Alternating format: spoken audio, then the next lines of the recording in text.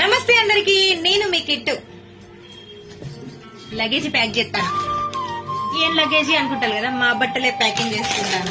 ఎందుకంటే ఈసారి దీపావళి తెలంగాణలో చేసుకోవడానికి పోతున్నాం, అందుకనే ఈ ప్యాకింగ్ చేసుకుంటాను అనమాట. ఇలా 15వ తారీఖున నైట్ ట్రైన్ 7కి ఎక్కితే రేపు మధ్యాహ్నం 3 వరకు వరంగల్ ఉంటాం.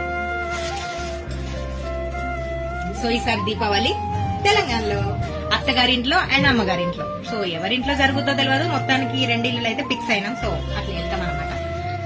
మా ఆయనకైతే చాలా ఇష్టం దీపావళి దేశాలు చేసుకోవాలని. నిజం చెప్పాలంటే సూరతులే బాగుంటది దీపావళి, ఆ విషయం అందరికీ తెలిసిందే. కానీ మాకు సూరతుల రజలు వచ్చేది దీపావళికి.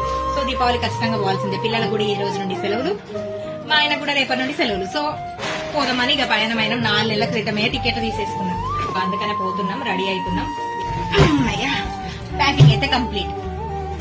మేము ఉన్నది 4 అయితే 4 బ్యాగులు సెట్ చేసినాం. ఒక్క దాంట్లో అన్ని వచ్చేస్తాయి, కానీ కొంచెం నా లగేజ్ ఎక్కువ ఉంటాయి కదా. సో ఇందులో మా ఆయనే అండ్ నాయి వచ్చేసినాయి. ఇంకా ఎక్స్ట్రా 2 బ్యాగులు ఏమో పిల్లలకి సపరేట్ అనమాట. వాళ్ళని కూడా ఇంకో సూట్ కేసులో పెడతా అంటే లేదట, వాళ్ళకి మాకు సపరేట్ కావాలని చెప్పేసి. సో నాకు కూడా ఏంది సపరేట్ గా వాళ్ళకి కూడా ఎక్స్ట్రా బ్యాగులు చేసేసిన ఇట్లా అనమాట. సో ఇవాళ స్కూల్ బ్యాగులే. సో ఇందులోనే వాళ్ళ బట్టలు పెట్టేసిన. ఎవరి బ్యాగ్ వాళ్ళు వేసుకుంటారు. పిల్లలకు 2 చెరొక బ్యాగులు, ఇది మా ఇద్దరిది. ఇంకొక బ్యాగు తినడానికి నాస్తలు అవి ఇవన్నమాట. సో మొత్తానికి ఇంకొక 1 అవర్ అయితే అటు ఇటు అనగానే 1 అవర్ అయిపోయింది. సో ఇంకొక 1 అవర్ లో రెడీ కూడా అయ్యి వెళ్ళడమే. సో ఫ్రెష్ అప్ అయి పోవాలి. జర్నీలో సారీ కంఫర్ట్ కాదు కాబట్టి సో డ్రెస్ చేసుకుంటా. అండ్ ఇంతలో మా ఆయన కూడా వచ్చేస్తాడు, ఆటో బుక్ చేస్తాడు, వెళ్ళిపోవడమే. Okay, bye bye.